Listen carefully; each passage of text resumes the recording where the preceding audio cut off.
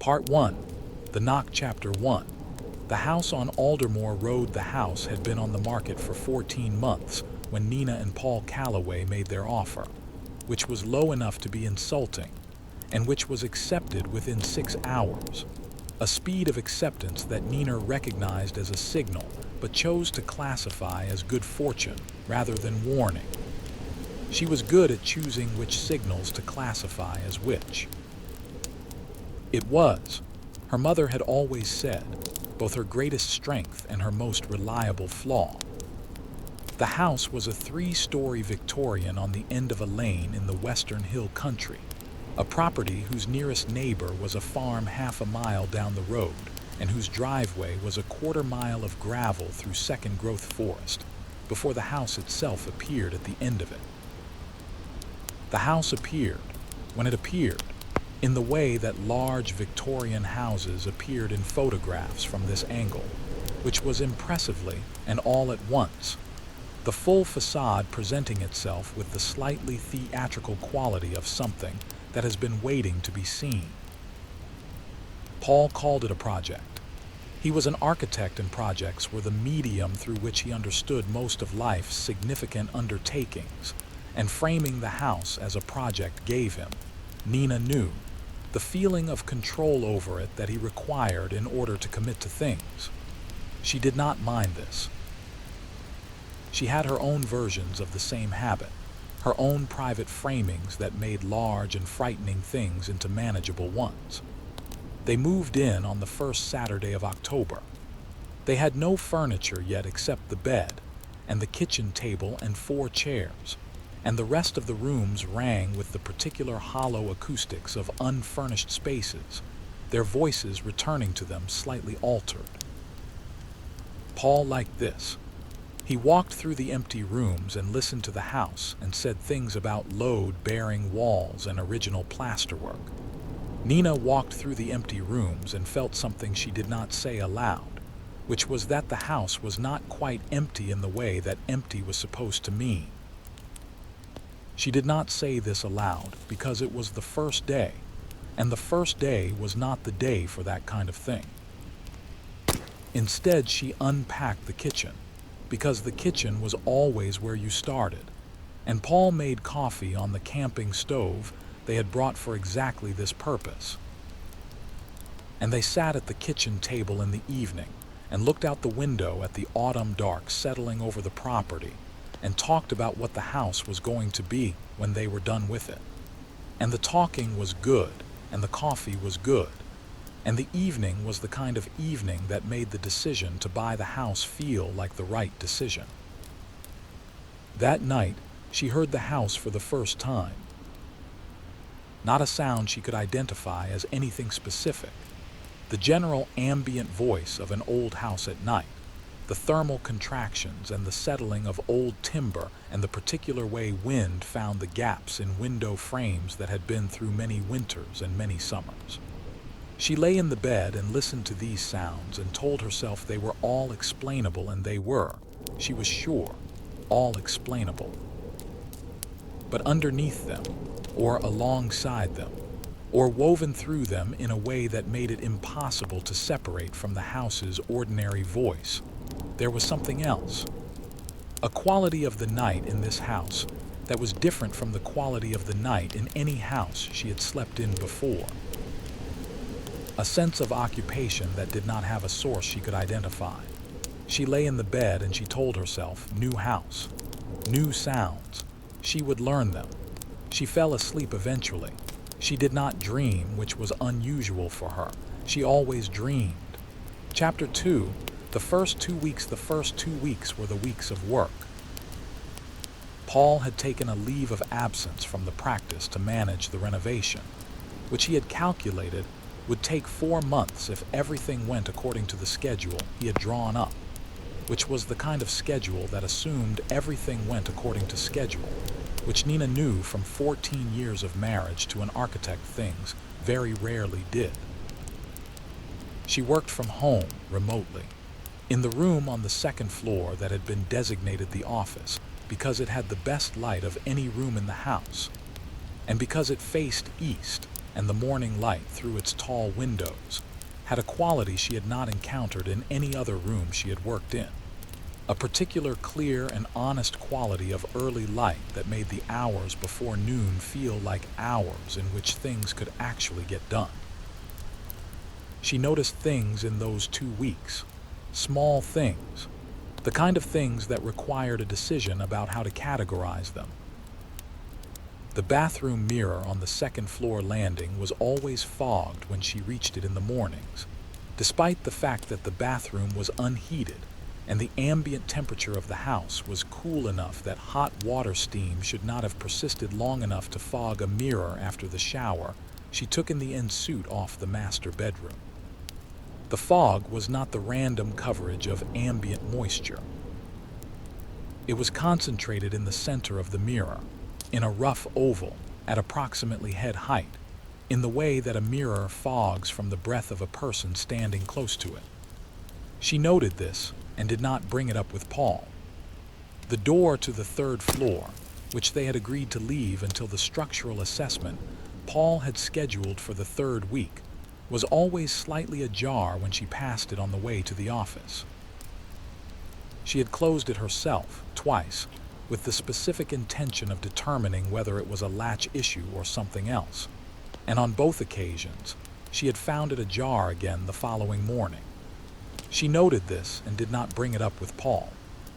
Their dog, a 6-year-old retriever named Biscuit, who was the most companionable and least alarming animal Nina had ever known, refused to enter the kitchen after 6 in the evening. He would stand at the kitchen doorway with his body oriented inward and his front feet just outside the threshold, looking at a point in the kitchen that appeared to be the northwest corner, the corner between the back wall and the wall with the window over the sink, and he would stand there for a minute or two, and then turn and go back to the living room. She noted this and mentioned it to Paul, who said old houses had all kinds of smells that dogs found interesting or off-putting, and that Biscuit was probably reacting to something in the walls. On the 9th night, she woke at 3 in the morning to the sound of footsteps on the stairs. Clear, distinct footsteps, not the house settling, not the thermal contraction of old timber, the specific rhythmic sound of a person descending a staircase, the weight of each step slightly different from the last in the way of a living body distributing itself across each tread in sequence. She counted 7 steps, and then the sound stopped and the house was the house again. She lay in the bed beside Paul, who had not woken, and she counted the steps from the second floor landing to the ground floor, which she knew from 2 weeks of daily use. 11 steps. She had heard 7. The footsteps had stopped midway down. She lay very still for a long time. Then she got up. She turned the hall light on. She went to the stairs and looked down them. The ground floor hallway was visible from the top of the stairs, lit in the amber of the nighttime lamp she kept on in the kitchen, and the hallway was empty. She went back to bed. She did not sleep. Chapter 3.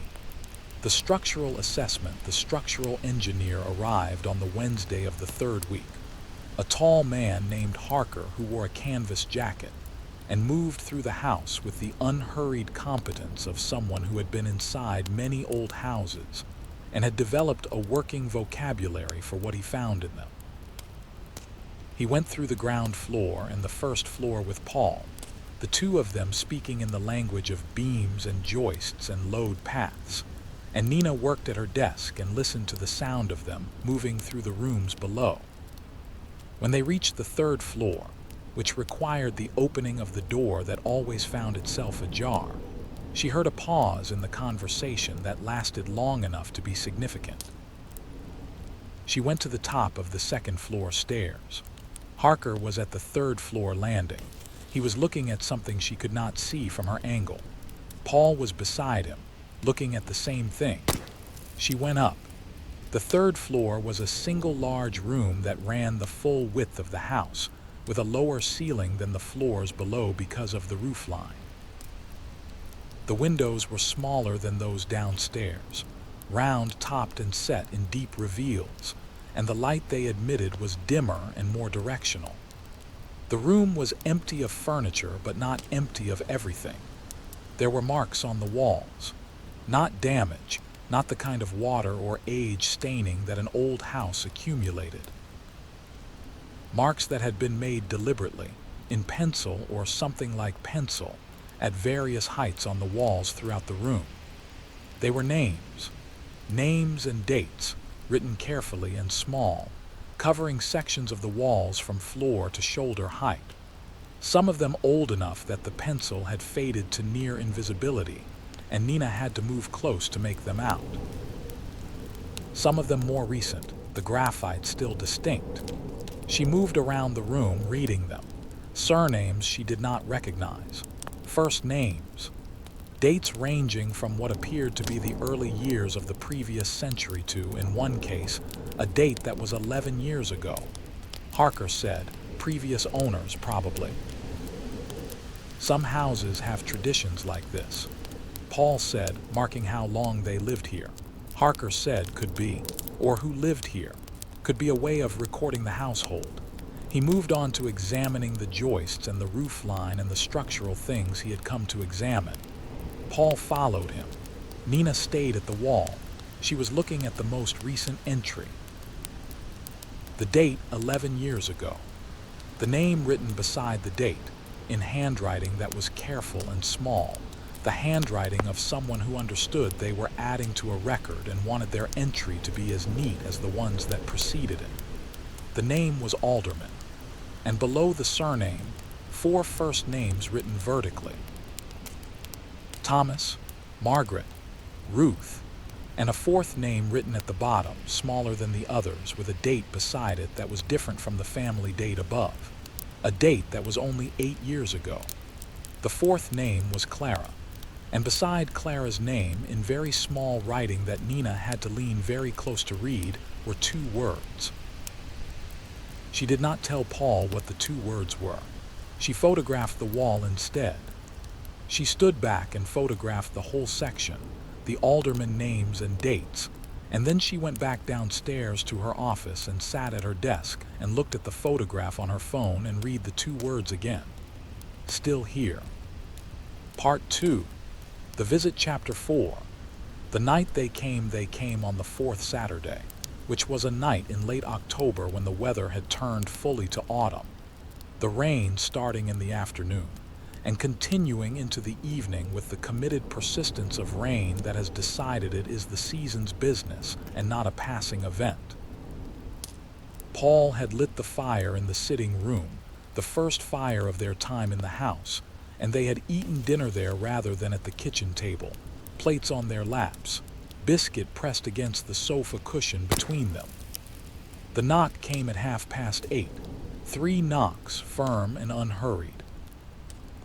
Nina heard them from the sitting room and looked at Paul, who looked at the window where the rain was making its noise against the glass.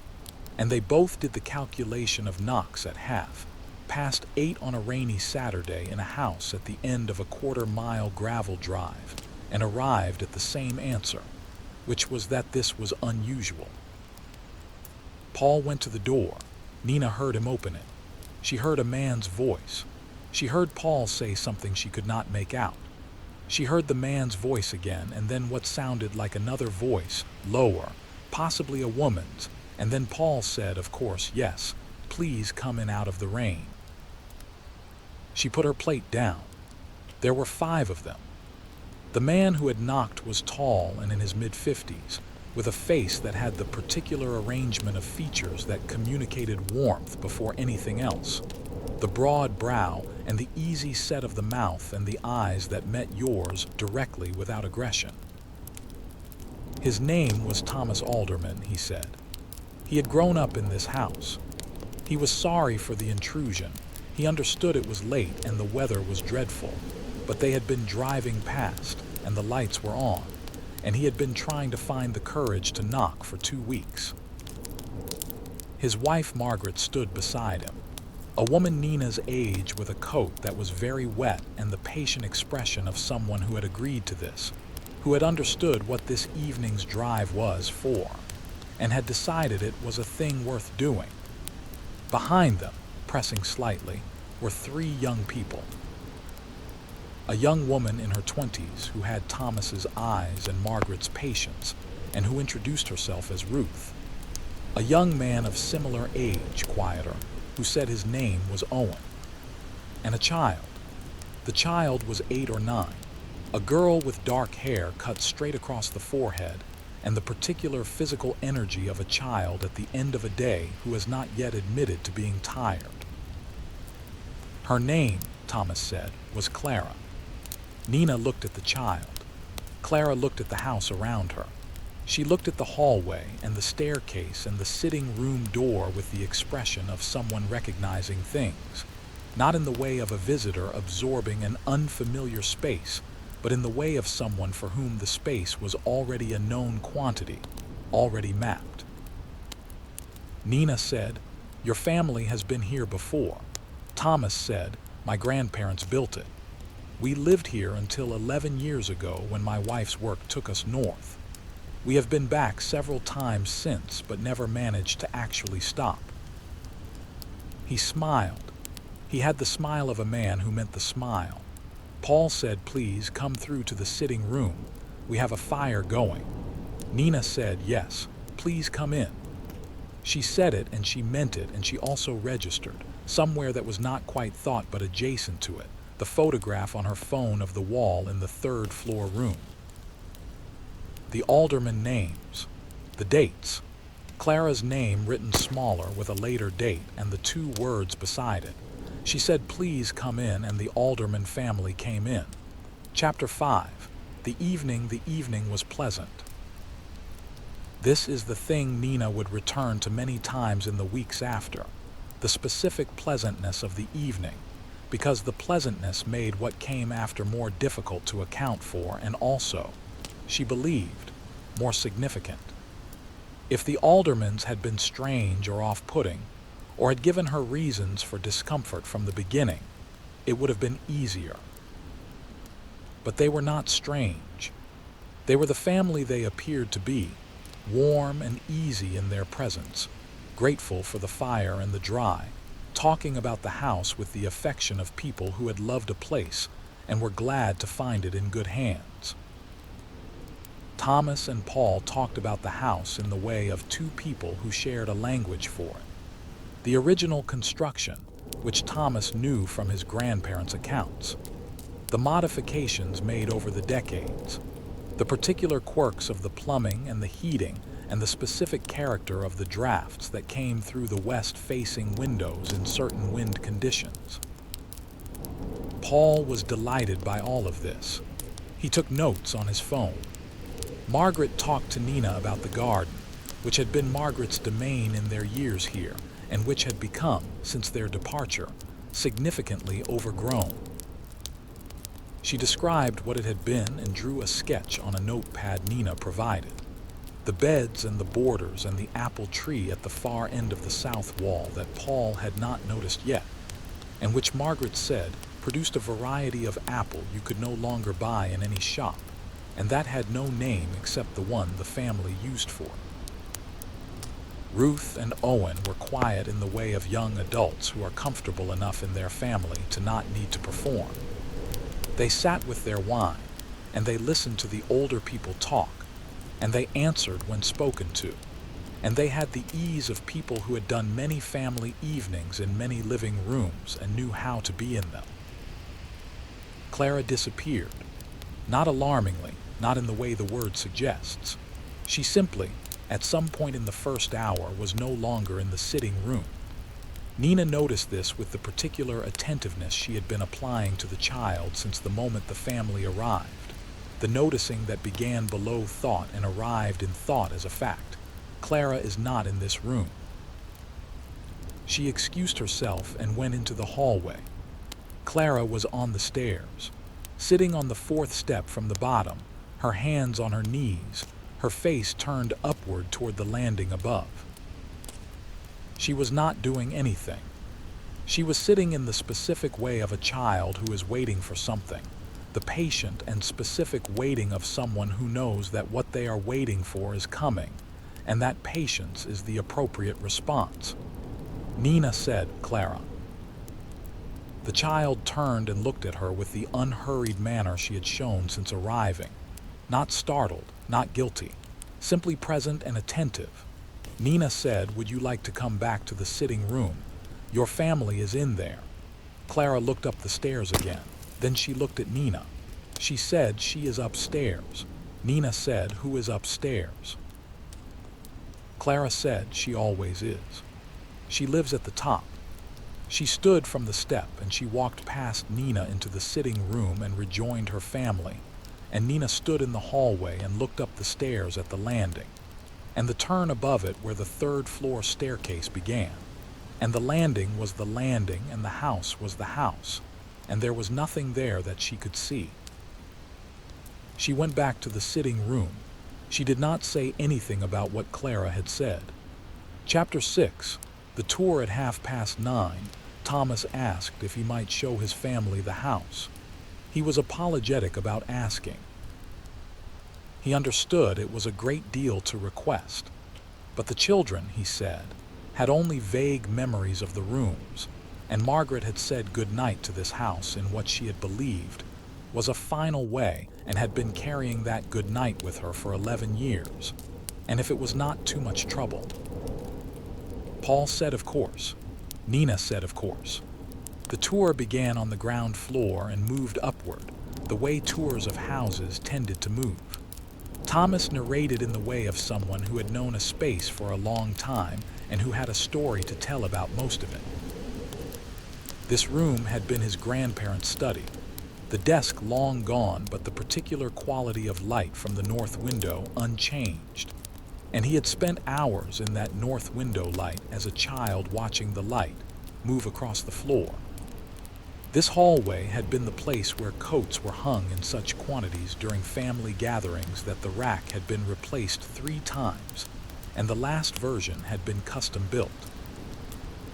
This staircase had a loose third tread that had always been loose, and that he was pleased to report was still loose when Paul tested it under his foot.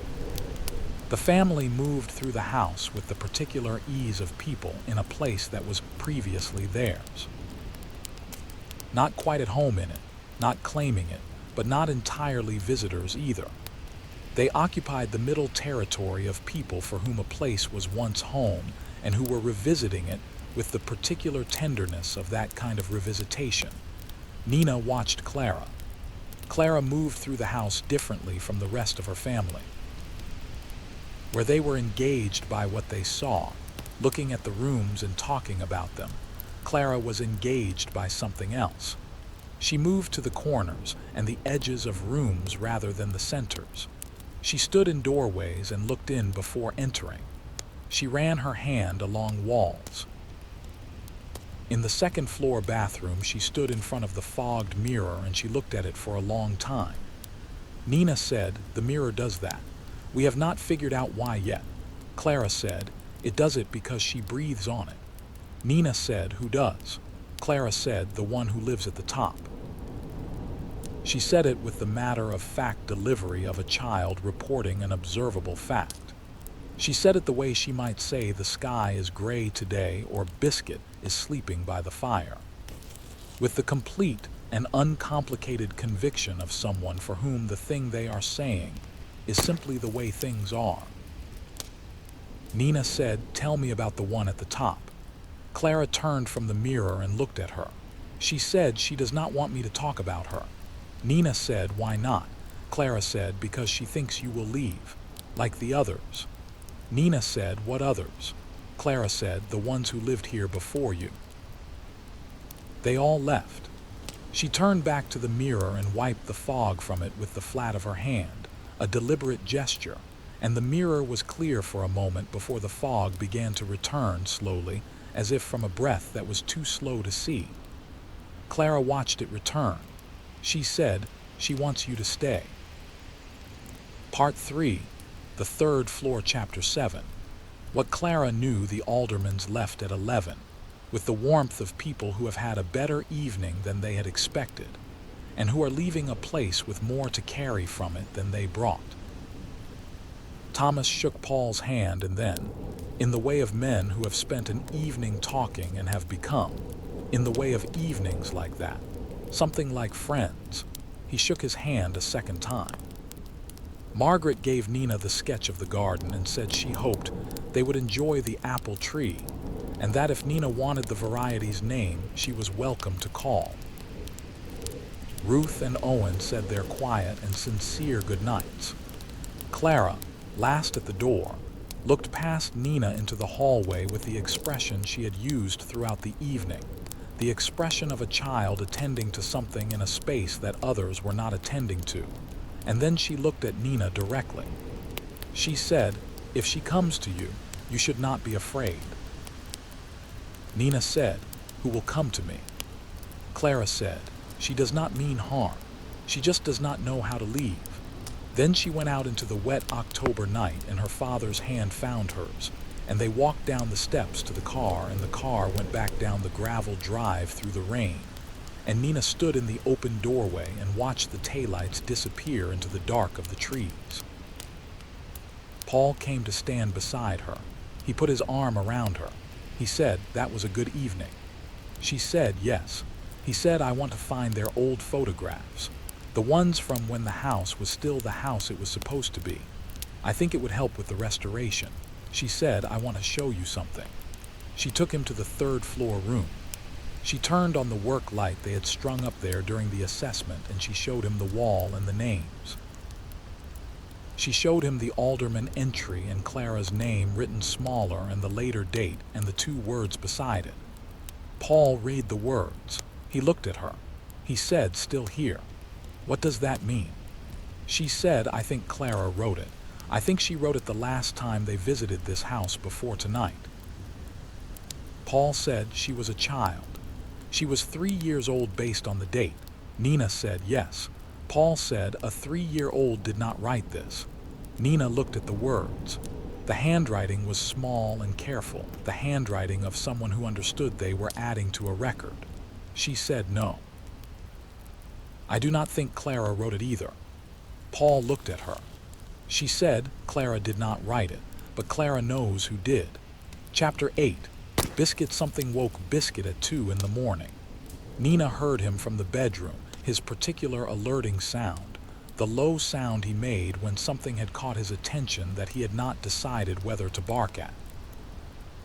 She had heard this sound many times, and she could distinguish it from the bark of genuine alarm and from the vocalization of the dream state, and this was neither of those.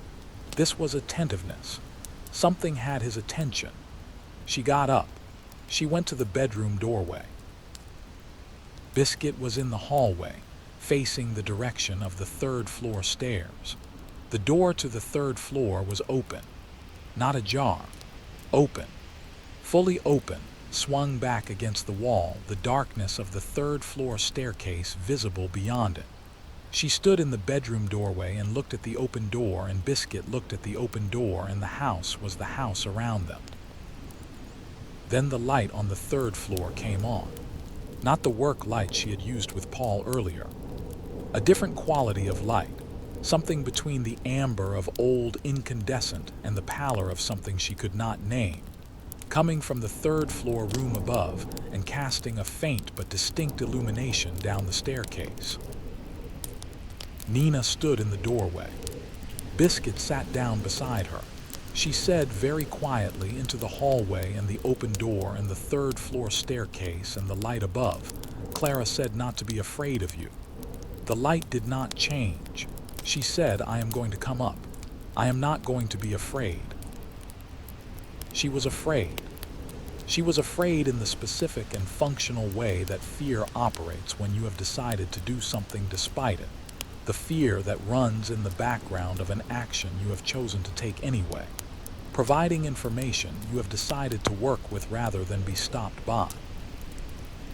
She went up the third-floor stairs. Chapter 9. The third floor at night the room was lit. Not by the work light. The work light was on its stand in the corner where they had left it, unplugged. The light in the room had no visible source. It was ambient, coming from the room itself the way heat comes from stone in the late afternoon, stored and slow and entirely without a point of origin. The room was not empty. She stood at the top of the stairs and she looked at what was in the room, and she did the things a person does when they see something that they are not prepared for. She breathed. She stood still. She did not allow herself to make any sound. She gave herself time to understand what she was seeing before she did anything else. The girl was standing at the wall with the names. She was not quite solid. This is the most precise description Nina could construct, and it is imprecise, she knows. But the imprecision is the most accurate thing about it. The girl had the specific quality of something that existed in space without fully occupying it.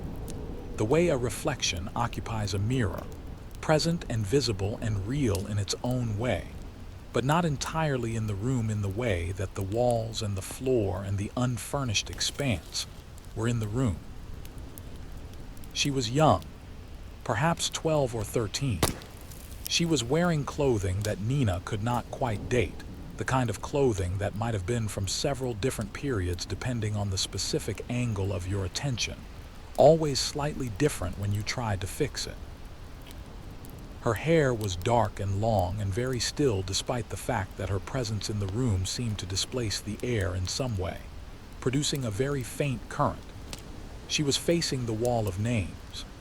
She had her hand on the wall, flat against the plaster, and she was not quite touching it, and not quite not touching it. Her fingers at the surface in the way of someone who is reading something by feel rather than by sight. Nina said hello. The girl did not turn, but she became more present in the room, not more visible exactly, but more there, as though the being acknowledged had clarified something about the way she occupied the space. Nina said, "I live here now. My name is Nina. My husband is Paul." A pause. The ambient light in the room shifted slightly, the way light shifts when a cloud passes over a sun that is not visible from where you are standing. The girl's hand moved on the wall. A slow, deliberate movement, tracing something. Nina moved closer. She moved to within 6 feet of the girl and looked at what the girl was tracing on the wall. She was tracing her own name, the name at the bottom of the alderman list. Clara's name with the later date beside it. She was tracing it from below, from the inside, the way you trace a name written on the other side of a window.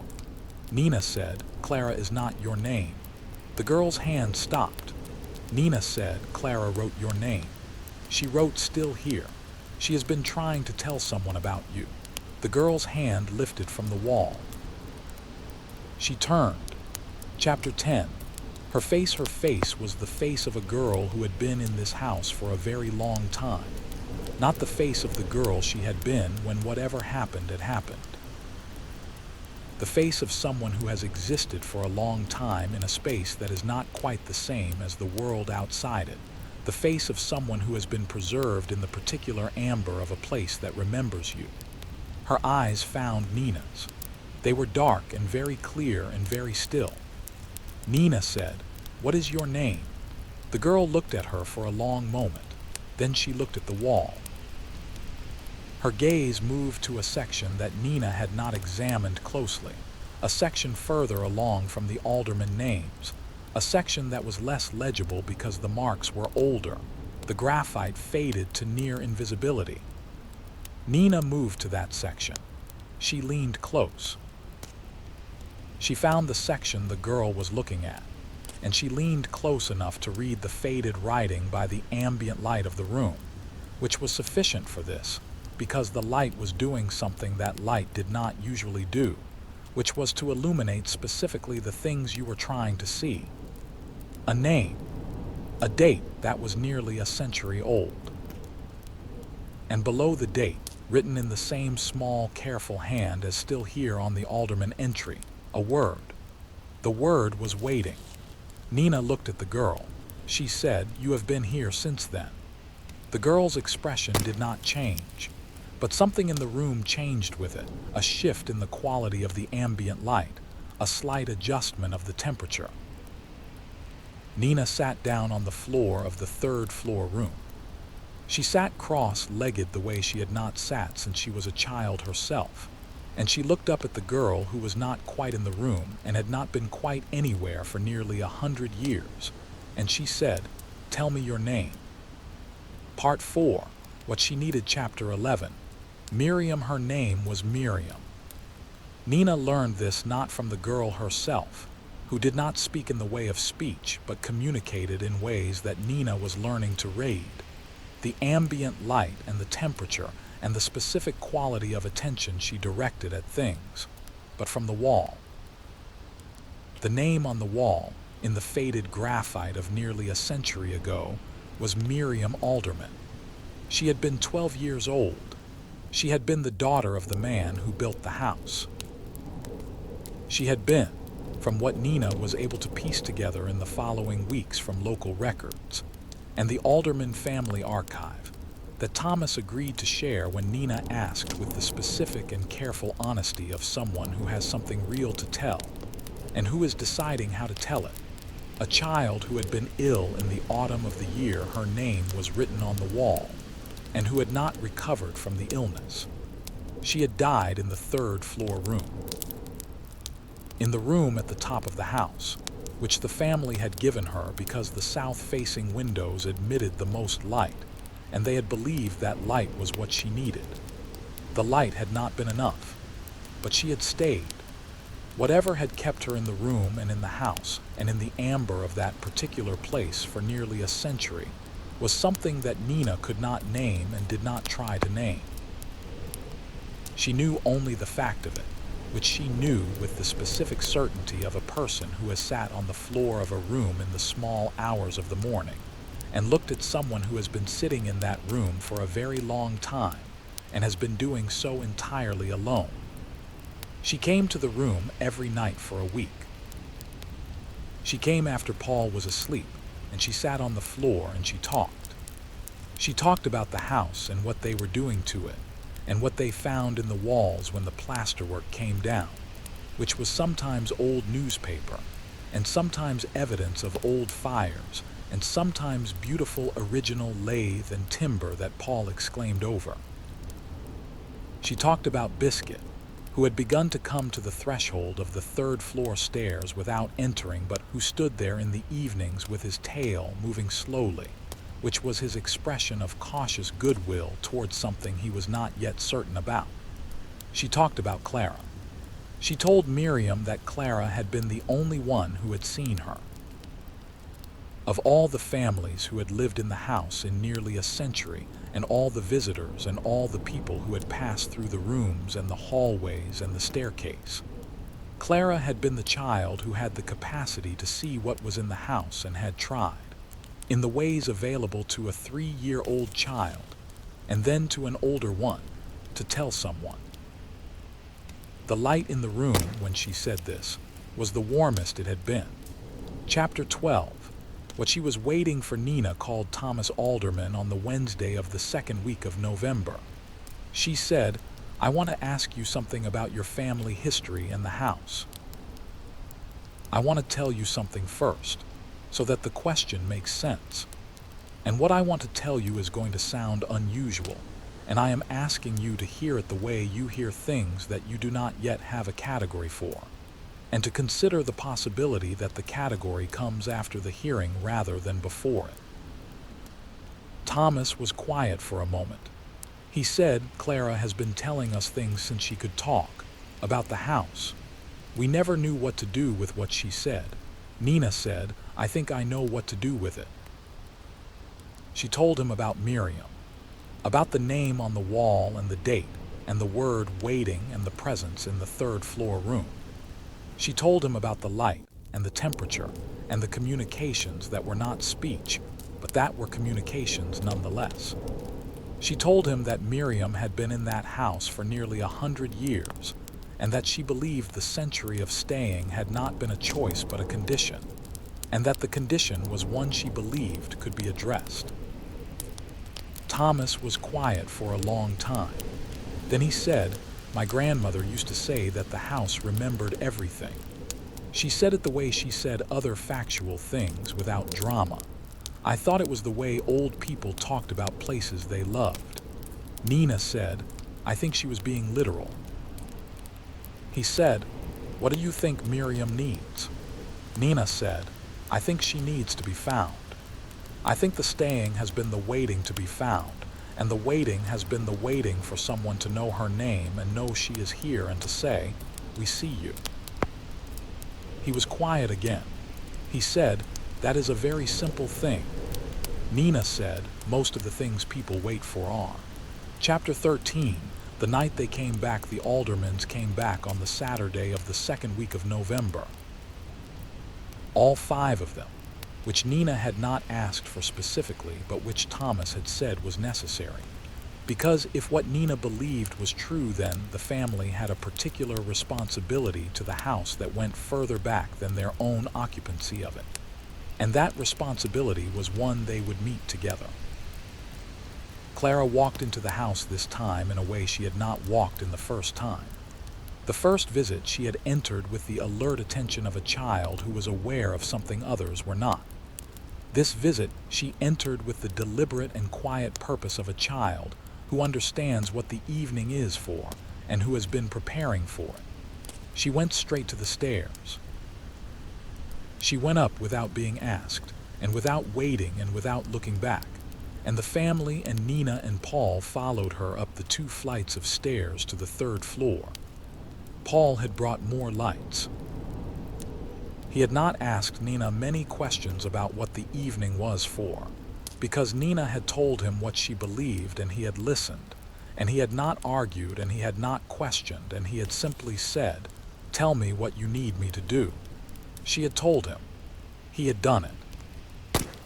The 3rd floor room was lit by the work lights and by the other light, the ambient light that was always there now when Nina came to the room, the light that had no source she could identify. Clara stood in the center of the room. She looked at the section of wall where the oldest names were, where Miriam's name was written in faded graphite. She said, she is here. Ruth said, where? Clara pointed, not at the wall. At a point in the room between the wall and the center, at approximately the place Nina had come to understand over 2 weeks of evenings, was where Miriam was most present. Thomas looked at the point Clara indicated. He had the expression of a man who has decided to extend his trust past the boundary of what he can verify, which is the kind of trust that requires more courage than the other kind. He said, my family has lived in this house for 4 generations. My grandmother, my father, myself. We have not been careful about who we left behind. I am sorry for that. The ambient light shifted. He said, your name is Miriam Alderman. You are the daughter of the man who built this house. You belong to this family, and this family belongs to this house, and we see you. We have always been here. We are sorry it took us this long to look. The room was very still. Then Clara reached forward, into the space between herself and the wall, and she extended her hand in the way of a child reaching for another child's hand, the specific and unhesitating gesture of a child who does not see any reason not to reach. She held her hand out, palm upward. She waited. The light in the room changed, not the work lights, which were constant. The other light, the ambient light without a source, which moved toward the warmth end of its range, towards something that was not quite gold but was in that direction, in the direction of afternoon light in an eastward window at the end of summer. Clara's expression changed. She looked at her hand with the expression of someone feeling something they have not felt before, the particular expression of a new sensation being registered and processed. She said, oh, she is cold. Then she wrapped both hands around the air in her outstretched palm, the way you cup your hands around something small and cold to warm it, and she held her hands that way for a long time. The light in the room moved toward gold and stayed there. Nobody in the room spoke. Part 5, after Chapter 14. What changed the door to the 3rd floor was closed the next morning. closed and latched and staying closed when Nina tried it, the latch holding in the way it had not held since they moved in, the door simply a door in a wall that stayed where doors were supposed to stay. The bathroom mirror did not fog. Biscuit went into the kitchen that evening without hesitating at the threshold, walked to his water bowl, drank, walked to the northwest corner of the kitchen, and sniffed it for a moment in the thorough, investigative way of a dog establishing that something previously present is now absent, and then walked back to the living room and fell asleep on his blanket. The footsteps did not come that night, or the night after, or any night since. Nina went to the third-floor room on the Sunday afternoon following the Saturday visit. She went in the daylight, which made it the first time she had been in the room in ordinary daylight since the structural assessment. And the room in daylight was simply the room. Large and unfurnished, with its small round topped windows and the lower ceiling and the walls with the names written on them. All the names of all the people who had lived in this house and cared about it enough to mark their presence on its walls. The ambient light was not there, not absent in the way of something missing, absent in the way of something that was no longer needed, the way a lamp is no longer needed in a room when the daylight is sufficient. She went to the wall and she looked at Miriam's name, the faded graphite of nearly a century ago. She looked at the word waiting beside it, and below it, written in what she now understood was Clara's handwriting from 8 years ago, still here. She took out a pencil. She considered the wall for a moment. Then she wrote, below Clara's entry in the small and careful hand that the tradition of the wall required, found. She put the pencil in her pocket and went back downstairs. Chapter 15. The restoration took 6 months instead of 4, which was approximately what Nina had expected and exactly what Paul had expected to not expect. It was good work. The house responded to the work, the way old houses sometimes responded when the work was done with attention to what the house actually was, rather than what you wanted it to be, offering up its original features with something that Paul, who was not given to this kind of language, called cooperation. The third floor became a study.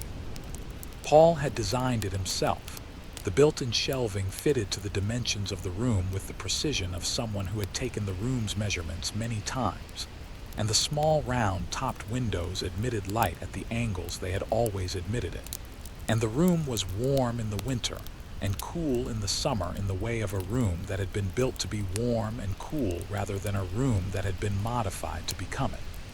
Nina worked in the study. She had moved the office upstairs from the second floor during the 5th month of the restoration, before the shelving was installed, simply because the room was where she found herself wanting to be in the mornings. The light was right. The proportions of the room were right. The quality of the silence in the room, which was different from the silence of any other room in the house, was right for the kind of work she did. The wall with the names she had asked Paul to leave.